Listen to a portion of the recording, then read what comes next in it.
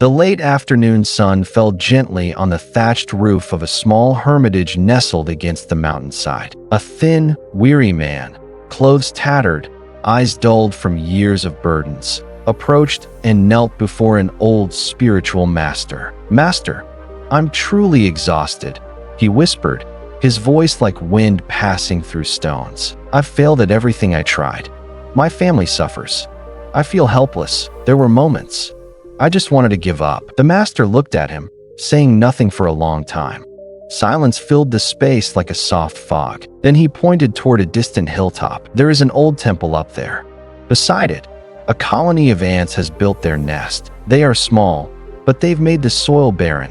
No trees grow there. Each day, go there and destroy their nest. But remember, you must not kill a single ant." The man was puzzled. Destroying an ant nest? How could that possibly change his life? But he didn't dare question the master. He simply bowed, thanked him, and left. The next morning, he climbed the hill. There it was, the ant nest, a series of tiny mounds on the dry earth, signs of a hidden world quietly at work. He sat down and watched them. Hundreds of ants moving in line, carrying grains of rice many times their size, each one diligent, purposeful. The scene stirred something deep in his heart. "The master wants me to destroy this," he thought. "They've done nothing wrong." But he pushed aside his compassion, remembered the master's words, and began to dig. The nest crumbled. The ants scattered in panic. Some turned back, desperately trying to salvage fragments of their shattered home. He watched with red eyes. That night, lying on his old mat, he tossed and turned. "What am I doing? Why did I destroy the lives of such tiny creatures? Why would a master teach something like this?" Yet the next morning, he returned. This time, his hands weren't as steady. His heart was heavy with questions. But when he reached the hilltop, he froze in disbelief. The nest had been rebuilt, right in the same spot. The ants were back in formation, as if yesterday had never happened. They didn't give up. He destroyed the nest again. But this time, he didn't feel anger, nor fear, nor sorrow, only a strange quietude, as though he were witnessing something greater than himself. That second night, he dreamt he was an ant, small, struggling, building a home, only to lose it. But the ant did not weep. It simply kept going. No one encouraged it. No one pitied it. It just did what it must, because that was its nature. On the third day, he returned. The nest stood once more. He didn't destroy it right away. Instead, he sat and watched. One ant was hauling a grain of rice, nearly twice its size. It slipped 3 times. On the 4th try, it made it. The man leaned closer and whispered, "Why don't you ever give up?" A gentle breeze brushed his face, as if the breath of the earth itself had answered. In that moment, he was no longer the destroyer. He was the witness to a living lesson unfolding before his eyes. He destroyed the nest a 3rd time. This time, his hands trembled, not with guilt, but with reverence. On the 4th day, the man climbed the hill once more. Just like the days before, he found the ant nest had been rebuilt. But this time, something had changed, not in the ants, but in himself. He no longer walked with heaviness in his step, no longer a man burdened by a strange task. He walked like a student of nature. When he arrived, he didn't rush to destroy the nest. He sat down, breathed deeply, and watched the ants as if meditating. Some carried grains of rice. Some were grooming each other like gentle caretakers. One lost its way, and another came to guide it back. A tiny world, orderly, diligent, and filled with quiet compassion. Then he began the task, as instructed, very slowly, very carefully. Not a single ant was harmed. He used a dry twig to nudge the soil, lifting layers of the nest like a silent thief stealing away someone's dream. But this time, there was no guilt, because he understood. He wasn't destroying, he was witnessing something profound. That night, lying in darkness, his heart was no longer clouded. A question echoed in his mind. Why don't these ants ever give up? He thought of himself. 1 failure, 2 setbacks, and he was already ready to quit. But these tiny creatures didn't. Their home was destroyed today. They rebuilt it tomorrow. No complaints, no running away, no despair. They simply lived and rebuilt. The next morning, he returned again. This time, the ants had built in a different spot, away from the original location. It seemed they were now cautious, But they hadn't abandoned the hill. They had changed strategy, not their purpose. He let out a soft chuckle at this realization. Then he destroyed the nest again. But something unexpected happened. One ant got trapped between two layers of soil, struggling weakly. Panicked, he reached out to save it. But it was too late. The tiny ant lay motionless in his palm. He had taken a life he had promised not to harm. His heart clenched. His hands trembled. He stumbled back and sank to the ground. The ant, so small, so easily overlooked, now seemed like a tolling bell, echoing through the meaninglessness of his own life. For a lesson, I exchanged a life, he whispered. That night, he could not sleep. For the first time in many days, he cried, not for the ant,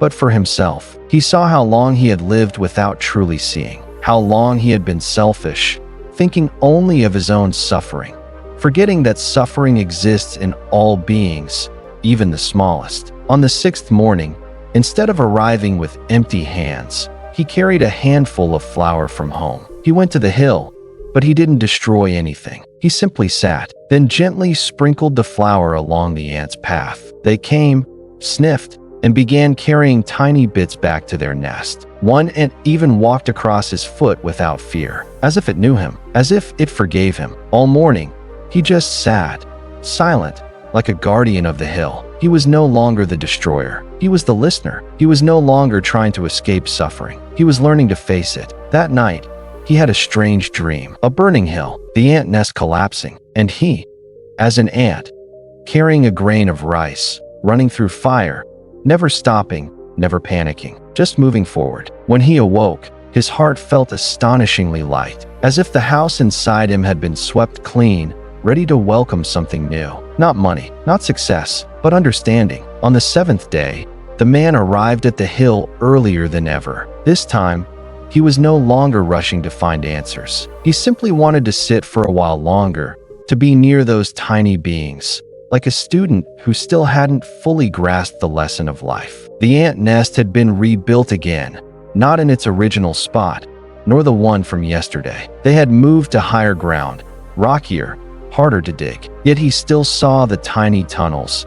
The earth carried grain by grain with patience. The ants lined up, working tirelessly, no complaints, no cries of despair. He didn't destroy the nest anymore. He just sat and observed, like a silent teacher learning the greatest lesson of life from creatures smaller than a fingertip. After a while, he heard footsteps approaching. It was the old monk, the one who had given him this strange task. The monk smiled and sat down beside him without saying a word. They both watched the ants in silence, like two meditators observing the miniature flow of life. Eventually, the monk spoke. "Do you know why I asked you to do all this?" The man gently nodded, but said nothing, because now he understood. The deepest truths don't need to be spoken. They just need to be lived and absorbed day by day. The monk was patient. "I didn't need you to kill ants.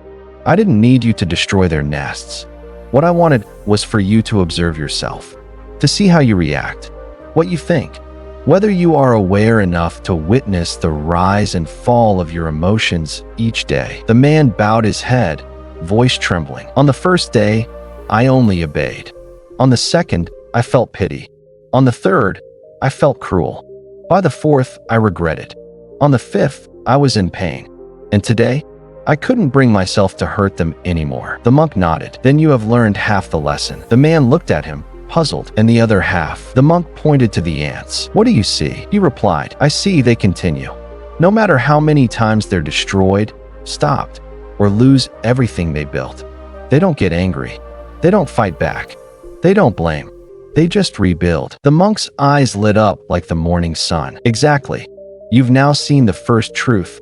Never give up. And the second, never let pain rob you of compassion. The first time you destroyed the nest, it was out of duty. The second, out of fear. The third, out of habit. But by the fourth time, your heart wouldn't let you do it again. That's when your inner growth began." The man closed his eyes. Inside him, it felt like a crack had formed, a place where light was beginning to shine through. The monk continued. "Life is just like these ant nests. Sometimes we build dreams, only for a storm to come and tear them all down. We get angry. We give up. We want to walk away. But has anyone ever asked why life keeps testing us? He looked into the distance, then softly said, because life doesn't need us to win. Life just needs us to continue. The true loser is not the poor man, not the betrayed, not even the one who failed. The true loser is the one who gave up too early. The man felt as if something inside his chest was gently unraveling. That sentence, it loosened a knot he had carried for years. The feeling of helplessness, of worthlessness, of not being enough. He cried, quietly, like water finding its way through stone. The monk stood up, placed a hand on his shoulder. Today, you don't need advice anymore. You already understand. Live like these ants. You don't need to be strong, just patient. You don't need to shout, just be consistent. And above all, no matter who hurts you, never lose your kindness. That is how you get through the hardest times without being destroyed from the inside. The man bowed his head, heart light as air. No more bitterness, no more resentment, only a quiet, growing seed of hope, ready to bloom. After the final encounter with the monk, the man returned to the village in silence. No one knew what he had gone through on that hill. No one saw how a tiny ant nest had taught him a lesson so vast. But one thing was clear. He was no longer the man he used to be. In the past, he often looked down when he walked, to avoid people's eyes, to hide his fear and shame of poverty. Now he held his head high, not out of pride, but because the burden inside had been lifted. He used to ask himself, why is life so unfair to me? Why do I try so hard, yet have nothing? Why does everything keep falling apart? But after 7 days with the ants,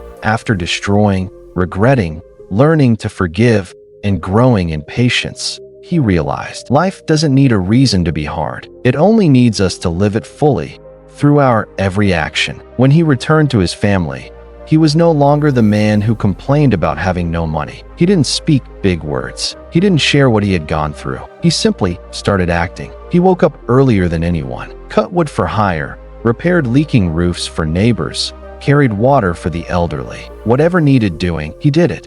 No hesitation. Some mocked him. Working like that, when will you ever get ahead? He simply smiled. Better than sitting around complaining, right? At first, no one hired him, but slowly, people began calling on him daily, not out of pity, but out of trust, because he worked with a quiet heart. No grumbling, no cutting corners, no resentment. He treated every small task as if he were doing it for himself. One day, while fixing the door of a small shop, the owner looked at him and asked, why do you work like someone who's been professionally trained? He smiled. I learned my trade from ants. The owner raised an eyebrow. So the man told the story of the hill, without embellishment, without philosophy, just as a personal journey. The shopkeeper fell silent for a long while, then said, if everyone could learn like that, we wouldn't need fancy schools. Come work for me.